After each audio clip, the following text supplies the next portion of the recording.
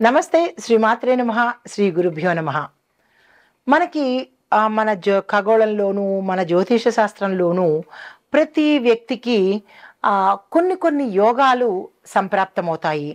ఈ యోగాల్లో రాజయోగము, మహారాజు యోగము, లక్ష్మీ యోగము, ఇలాగా కుబేర యోగము, ఇట్లా చాలా చాలా యోగాలు వస్తూ ఉంటాయి. అయితే మనం నిత్యకృత్యంలో కూడా అనుకుంటూ ఉంటాం, మనకు ఆ యోగం ఉందో లేదో అని. మీరు ఆ మాట వినే ఉంటారు. అయితే ఆ యోగం ఉండాలన్నా యోగం ఉండాలి. అంటే ఏ యోగం మనకి ఉండాలన్నా ఆ యోగం ఉంటేనే మనకి ఆ యోగం కలిగే అవకాశం కనబడుతుంది. అయితే ఇప్పుడు మనం ప్రస్తావించుకునే విషయము కుబేర యోగము. అందరికీ ఆశ్చర్యం కలిగించవచ్చు. కుబేర యోగం ఏంటి? మహాలక్ష్మి యోగము విన్నాము, లక్ష్మీనారాయణ రాజయోగం విన్నాము, మహారాజు యోగం విన్నాము, గజయోగం విన్నాము, ఇట్లాగా రకరకాల యోగాలు విన్నాము. ఈ కుబేర యోగము అంటే ఏంటంటే, కుబేర యోగం అనేది మన జాతకంలో, అంటే ప్రతి వ్యక్తి యొక్క జాతకంలో శుభయోగము. ఈ యోగం కావాలని ప్రతి ఒక్కళ్ళు అనుకుంటారు. లక్ష్మీ యోగము, కుబేర యోగము ఎవరికి వద్దు చెప్పండి? అయితే ఈ యోగం ఉండాలన్నా కానీ రాసిపెట్టి ఉండాలి. గత జన్మలో వాళ్ళు మంచి కర్మలను చేసుకున్నట్టయితేనే తప్ప ఈ యోగము అందరికీ వచ్చేది కాదు. అయితే అది కర్మరీత్యా. అయితే మన వ్యక్తిగత జాతకంలో ఏ స్థానంలో ఈ యోగం మనకు కనబడుతుంది అనే అంశాన్ని నేను చాలా వివరంగా చెప్తాను. వీలైతే రాసుకునే ప్రయత్నం చేయండి, లేదు అంటే 1-2 సార్లు చూసే ప్రయత్నం తప్పనిసరిగా చేయండి. అయితే ఈ వ్యక్తులు, కుబేర యోగం కలిగిన వ్యక్తులు ఆర్థికంగా చాలా విశేషంగా ఉంటారు. మీరు మన నిత్యకృత్యంలో కూడా మనం చాలామంది వింటాం, వాళ్ళు కుబేరులు రా అనుకుంటూ ఉంటారు. ఆయనకేమి మహారాజు కుబేరుడు అని అంటారు కదా. అంటే అంతటి ధనంతో, సౌఖ్యంతో ఉంటూ ఉంటారనమాట.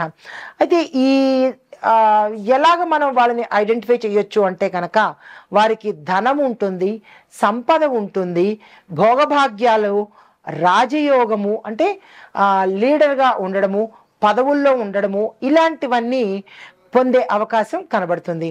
అయితే ఎలాగ మనం గుర్తించుకోవాలి వాళ్ళని అంటే, మనకి నిత్య జీవితంలో తెలిసిపోతూ ఉంటారు. వాళ్ళకేం కుబేర్లు, వాళ్ళకేం మహారాజులు అంటూ ఉంటాం అనమాట. అయితే అవి ఎందులో కనబడతాయి మనకి అంటే కనుక, శ్రీమంతత అంటే పుట్టుకతోనే శ్రీమంతులుగా పుట్టడము, తర్వాత వ్యాపారాల్లో విజయం రావడము, ఆకస్మిక ధనప్రాప్తి రావడము, లక్కీ డ్రాల్లో కానీ లాటరీల్లో కానీ అందరికీ రానిది వాళ్ళకి మాత్రమే పదే పదే తగులుతూ ఉంటుంది. అంటే వాళ్ళకి కుబేర యోగం ఎక్కువగా ఉన్నట్టు అనమాట. కొంతమందికి ఎక్కువగా గౌరవం, రెస్పెక్ట్, ఎక్కడికి వెళ్ళినా సరే అతి సామాన్యంగా వెళ్ళినా వాళ్ళని గుర్తించడము, వాళ్ళకి గౌరవం జరగడము జరుగుతుంటుంది. అంటే వాళ్ళకి కుబేర యోగం ఉన్నట్టు అనమాట. ఇలాంటివన్నీ మనకి ఎలా తెలుస్తాయి అంటే, చూస్తే తెలుస్తుంది. కానీ మనకి మనం తెలుసుకోవాలి అంటే కనుక, మన జాతకంలో ఏ ఏ స్థానాలు బలంగా ఉంటే మనకి కుబేర యోగం ఉంటుంది అనే అంశాన్ని మీకు సవివరంగా తెలియచేస్తాను. అయితే కుబేర యోగం ఏర్పడే పరిస్థితులు ఎలా ఉంటాయంటే, మొదటగా లగ్నాధిపతి, ధనాధిపతి బలంగా ఉంటే కనుక కుబేర యోగం ఉంటుంది. బలంగా అంటే ఎలా అంటే, లగ్నం బలంగా ఉండడమే, లగ్నాధిపతి శుభస్థానంలో ఉండడము. అంటే ప్రతి ఒక్క లగ్నానికి ఒక అధిపతి ఉంటాడు. ఆ లగ్నంలో ఏ గ్రహం ఉందో ఆ గ్రహము శుభస్థానంలో ఉండాలి. నీచ స్థానంలో ఉంటే ఎంత లగ్నం బాగున్నా కానీ నీచయోగం ఉంటుందే తప్ప ఆ బలం అనేది రాదు. దీంతో ఇంకొకటి ఏంటంటే, ధనాధిపతి బలంగా ఉండి లాభభావము లేదా అంటే లాభస్థానము లేదా ధనస్థానము కూడా అనుకూలంగా ఉండాలి. అంటే ప్రతి వ్యక్తి జాతకంలో లగ్నంలో ఎవరున్నారు, వాళ్ళు లాభస్థానంలో ఉన్నారా, దానితో పాటుగా ఇంకొక పాయింట్ ధనస్థానము. అంటే మనకి 12 స్థానాల్లో లాభస్థానము, ధనస్థానము ఉంటుంది. ఈ స్థానాల్లో ఎవరు ఉన్నారు, వాళ్ళు బలంగా ఉన్నారా లేదా నీచ స్థానంలో ఉన్నారా, లేదు అంటే ఇంకొక పాపగ్రహంతో కలిసి ఉన్నారా అనేది వ్యక్తిగత జాతకం కనుక పరిశీలన చేసుకుంటే మనకి కుబేర యోగం ఉందా లేదా అనేది తెలిసిపోతుంది. దాంతోపాటు రెండో పాయింట్ ఏంటంటే ధనభావంలో శుభగ్రహాలు సంయోగం చెందాలి. అంటే ధనభావం చూసుకున్నాము. ఈ ధనస్థానం లగ్నం నుంచి ధనస్థానం కనుక చూసుకున్నట్టయితే ఆ ధనస్థానంలో శుభగ్రహాలు ఏవేవి కలుస్తున్నాయి అనే అంశంలో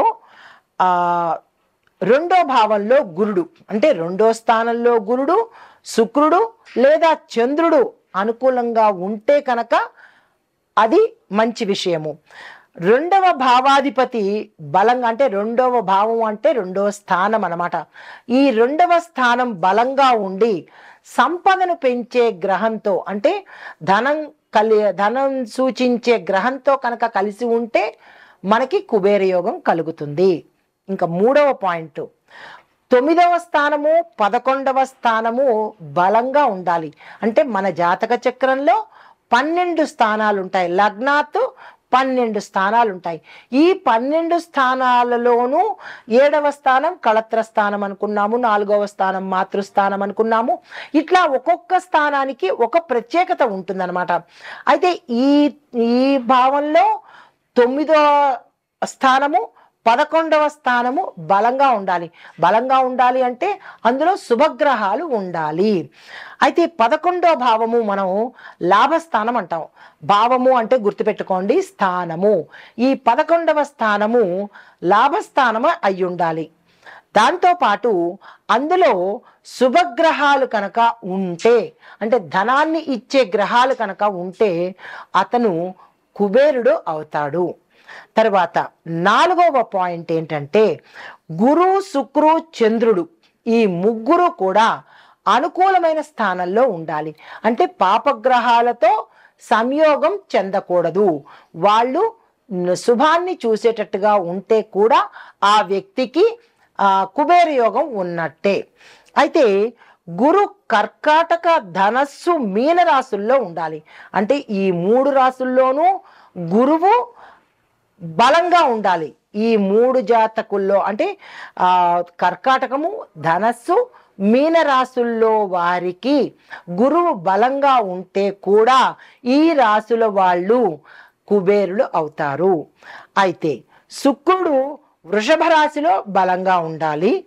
చంద్రుడు కర్కాటక, వృషభంలో కూడా బలంగా ఉన్నట్టయితే ఆకస్మిక ధనప్రాప్తి, వాళ్ళు ఏది ముట్టుకున్నా ధనం రావడము, చిన్న జస్ట్ లాటరీగా తీసిన అందులో వీళ్ళ పేరు పలకడము, ఇట్లాంటివి అనమాట.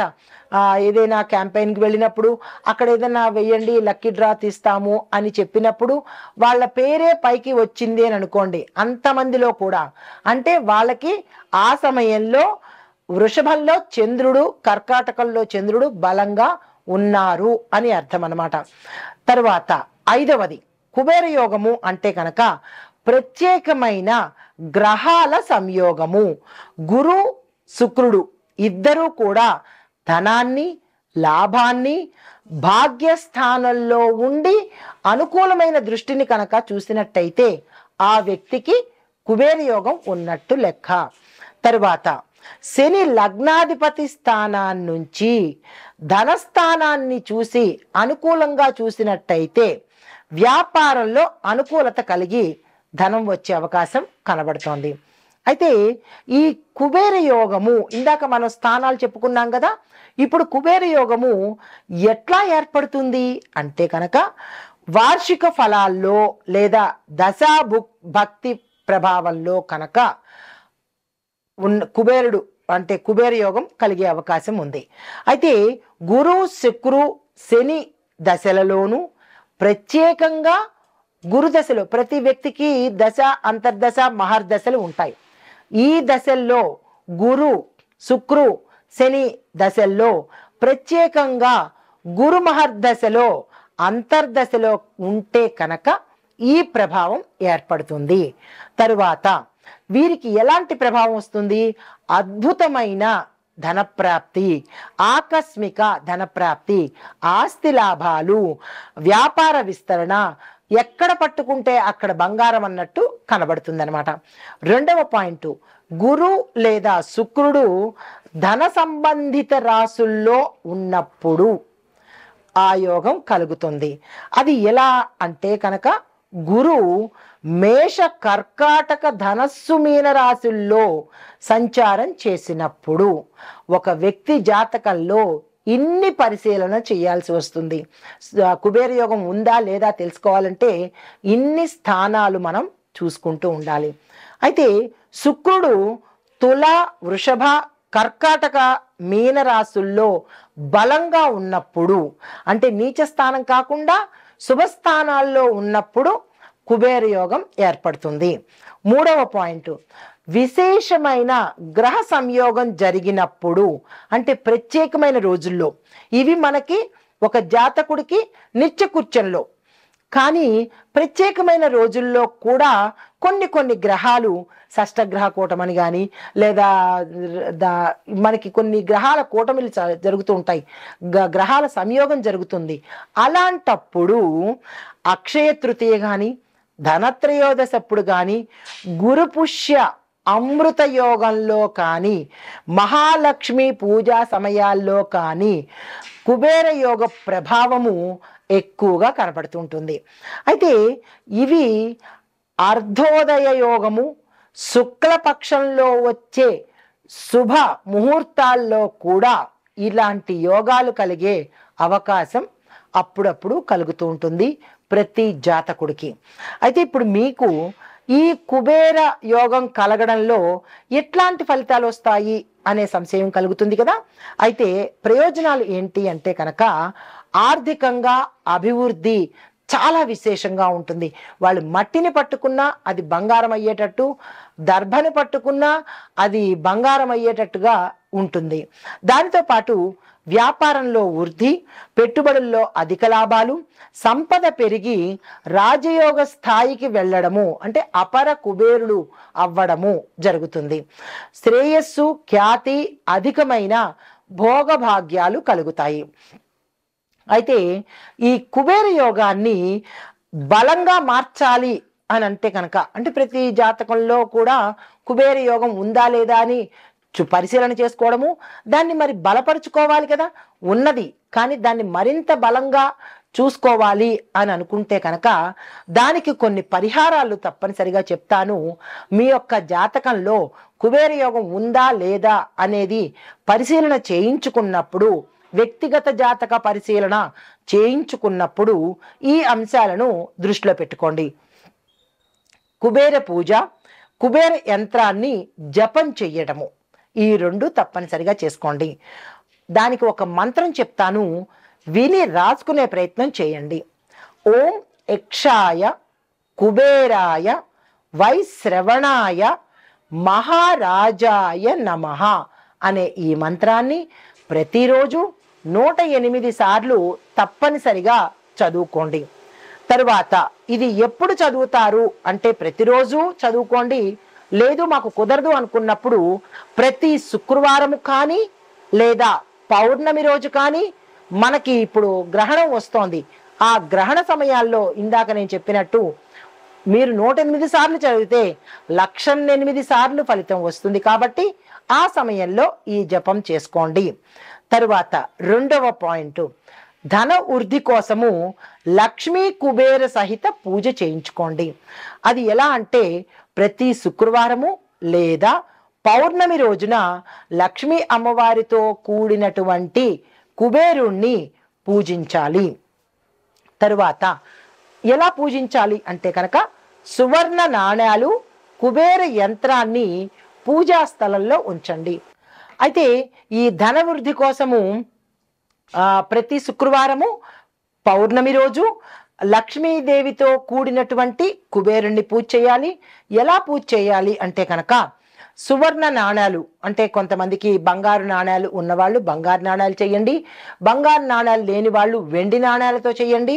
అది కూడా లేని వాళ్ళు మామూలు నాణ్యాలు, రూపాయి నాణ్యాలు 108 తీసుకొని కుబేర యంత్రాన్ని దొరికితే కుబేర యంత్రాన్ని, లేదు అంటే కనుక పూజా మందిరంలో లక్ష్మీ సహిత కుబేర పటానికి కానీ విగ్రహానికి కానీ పూజ చేసుకోండి. 108 సార్లు ఆ మంత్రాన్ని తప్పనిసరిగా చదువుకోండి. మూడవ పాయింట్, నిత్యము అంటే ప్రతిరోజు కూడా కుబేర యోగం ఎవరికి వద్దు చెప్పండి?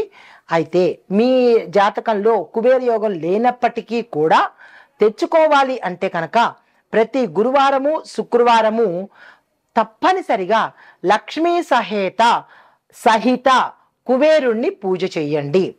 ఎలా చేస్తారు అంటే కనుక గురువారం రోజు బృహస్పతి దేవుణ్ణి పూజించండి. పసుపు చిక్కుడుని పంచుకోండి. అంటే చిక్కుడుకాయలు పసుపుని మీ యథాశక్తి పంచుకోండి. కేజీ చిక్కుడుకాయలు 1 కేజీ పసుపు, లేదా అర కేజీ చిక్కుడుకాయలు అర కేజీ పసుపు, ఇలాగా మీ శక్తి కొద్దీ పంచుకోండి.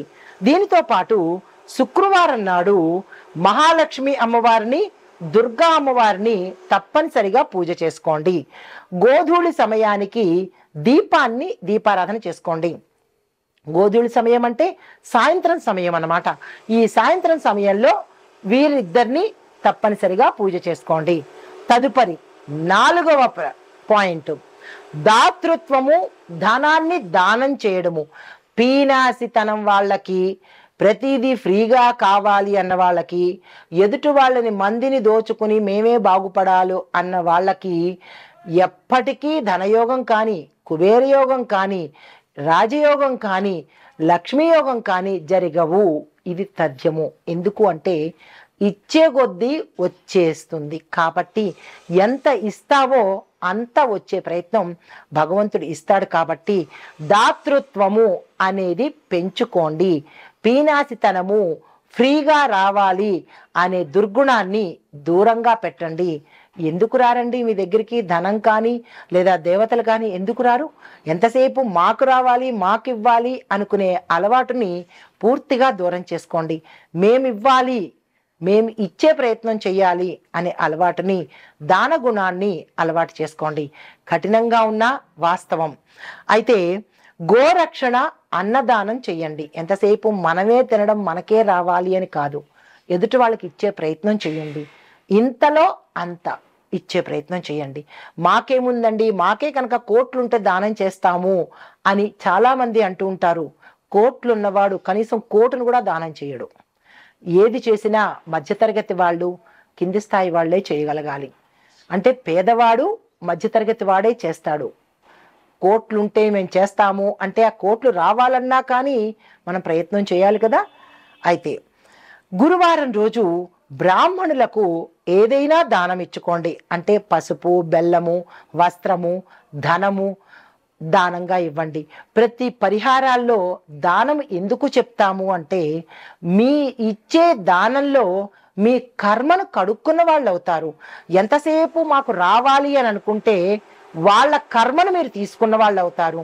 ఫ్రీగా చేయించుకోవడము, ఫ్రీగా అడగడము, దానివల్ల నష్టాలు ఏంటంటే ఇచ్చేవాడు మీకు వదిలించుకుంటాడు, మీరు తీసుకొని దాన్ని తగిలించుకుంటారు. ఏది శ్రేష్టమో మీరే ఆలోచించుకోండి. అయితే ముగింపు ఏంటంటే కనుక కుబేర యోగము ఒక ప్రత్యేకమైన ధనయోగము. ఇది జన్మకుండలిలో సహజంగా ఏర్పడేదే తప్ప మనంతట మనం కృత్రిమంగా ఏ పని చెయ్యలేము. అయితే ఆ వ్యక్తికి అది ఉందా లేదా అనేది వ్యక్తిగత జాతక పరిశీలన తప్పనిసరిగా చేయించుకోండి. అయితే దీంతో పాటు మనం ఏం చేయాలంటే ఈ గురు, శుక్ర, చంద్రుడికి, బుధుడికి కనుక మనం జపాలు, మంత్రాలు జపం చేయడము, జపాలు చేయించుకోవడము, దానాలు చేయించుకోవడము, ఇలాంటివి ఏవైనా ప్రత్యేక హోమాలు చేయించుకున్నట్టయితే ఉన్నది వృద్ధి అయ్యే అవకాశం కనబడుతుంది. అయితే ఈ చేయడం వల్ల మనకి ఏమవుతుందంటే ఈ ధన మార్గాలు ఓపెన్ అవుతాయి. ఈ పనులు చేయడం వల్ల ఏమవుతుంది, ఇప్పుడు తలుపులు మూసేసుకుని కూర్చున్నాం అనుకోండి, ఇంట్లో వ్యక్తులు బయటికి వెళ్ళగలుగుతారా? వెళ్ళలేం కదా.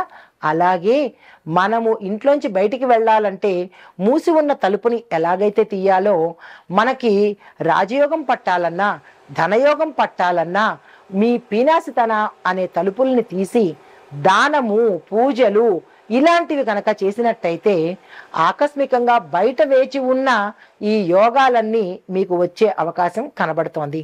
ఈ పనులన్నీ చేసుకొని, నేను చెప్పిన ఈ పరిహారాలు చేసుకొని, ఈ పూజలు చేసుకొని, మీ వ్యక్తిగత జాతకంలో కుబేర యోగం ఉందా లేదా అనేది పరిశీలన చేసుకుని, ఒకవేళ ఉంటే కనుక మరింతగా అభివృద్ధి అయ్యేందుకు పరిహారాలు చేసుకోండి. నమస్తే. మనకి కుబేర యోగం 12 రాసుల వారికి ఎలా ఉండబోతోంది, దాని పరిహారాలేంటి, రాశి వారీగా నేను ఇప్పుడు చెప్పబోతున్నాను. అయితే ఈ కుబేర యోగము మనకి మే 13 నుంచి ఏర్పడబోతోంది. అంటే కొంతమందికి 2024 సంవత్సరం మే 1 నుంచి 2025 మే 13 వరకు మనకి కుబేర యోగము ఉంది. అంటే గత సంవత్సరంలోనే ప్రారంభమయ్యి మే 13 వరకు ఉంది. కాబట్టి ఇక నుంచైనా ఈ వీడియో చూసిన దగ్గర నుంచి నేను చెప్పిన పరిహారాలు కనుక పాటించుకున్నట్టయితే ఈ సమయంలోనే మనము అధిక ధనవంతులు అయ్యే అవకాశము, కుబేర యోగాన్ని పొందే అవకాశము కనబడుతుంది. అయితే ఈ కుబేర యోగము దేని మీద ప్రభావం చూపిస్తుంది అంటే కనుక ఆర్థిక పరంగాను, వృత్తిపరంగాను, వ్యాపార పరంగాను, కుటుంబ విద్య ఆరోగ్య పరంగాను మనకి విశేషమైన ఫలితాలు చూపిస్తుంది. మరీ ముఖ్యంగా డబ్బుకు సంబంధించిన లావాదేవీలు ఏవైతే ఉంటాయో వాటి మీద ఎక్కువగా ఈ ప్రభావం ఉండబోతోంది. అయితే ఈ ప్రభావము మేషరాశి నుంచి మీనరాశి వరకు ఒక్కొక్క రాశికి ఎలా ఉండబోతోంది అనే అంశంలో ముందుగా మేషరాశి వారికి దీని యొక్క ప్రభావము ఉద్యోగస్తులకి పదోన్నతులు వస్తాయి, అంటే ప్రమోషన్స్ వస్తాయి, బదిలీలు అవుతాయి, ప్యాకేజ్ పెరుగుతుంది. అంటే ప్యాకేజ్ అంటే జీతం పెరుగుతుంది, ఏరియర్స్ పెరుగుతాయి. దీంతో పాటు ఏరియర్స్ రావడము, దీంతో పాటు ఇంక్రిమెంట్ల సమయం కాబట్టి ఇంక్రిమెంట్స్ కూడా మీరు అనుకున్న దానికన్నా ఎక్కువగా వచ్చే అవకాశం ఈ సమయంలో కనబడుతోంది. దీంతో పాటు కొత్తగా ఎవరైనా పెట్టుబడులు పెట్టాలంటే వ్యాపార వర్తక వాణిజ్య పారిశ్రామిక రంగాల్లో ఉన్నవారు కానీ వ్యవసాయదారులు కానీ పెట్టుబడులు పెట్టాలి అని అనుకుంటే ఈ సమయం చాలా మంచి సమయము. అంటే మీరు చూస్తున్న ఈ వీడియో సమయం నుంచి మే 13 వరకు విశేషమైన కుబేర యోగం ఉంది. కాబట్టి ఈ సమయాన్ని వృధా చేసుకోకండి. తరువాత ఆర్థికంగా ఊహించని లాభాలు మేషరాశి వారికి అన్ని వైపుల నుంచి ధన మార్గాలు తెరుచుకునే అవకాశం కనబడుతోంది. కుటుంబంలో ఆనందము, శుభకార్యాలు వినడము, శుభకార్యాలు చేసేందుకు ధనం రావడము, గృహ వస్తు వాహన యోగాలు కలగడము, ఇలాగా అన్ని మంచి జరిగే అవకాశము కనబడుతోంది. దీనికి మీరు చేయవలసిన పరిహారము హనుమాన్ చాలీసా చదవండి తప్పనిసరిగా. దీంతో పాటు లక్ష్మీ కుబేర పూజ చేసుకోండి.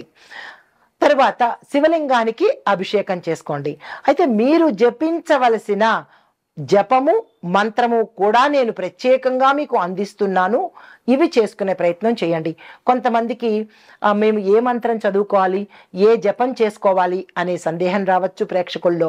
అందుకని మీకోసము జపము మంత్రము ఎన్నిసార్లు చెయ్యాలి అనేది కూడా వివరంగా చెప్తాను, పాటించుకోండి. ఓం రామచంద్రాయ నమః అనే ఈ మంత్రాన్ని 108 సార్లు ప్రతిరోజు చదువుకోండి. చిన్ని మంత్రము, కష్టమైంది కాదు కదా. అయితే ఓం నమ శివాయ అనే ఈ మంత్రాన్ని 121 సార్లు తప్పనిసరిగా చేసుకోండి. ప్రతిరోజు ఈ 2 మంత్రాలను, మొదటి మంత్రం 108 సార్లు, రెండవ మంత్రం 21 సార్లు, ఈ సంఖ్యను మర్చిపోకండి. ఇది ఈ రాశి వారికి కుబేర యోగ ఫలితాలు, పరిహారాలు, చేయవలసిన మంత్రము జపము మీకోసం అందిస్తున్నాను. నమస్తే.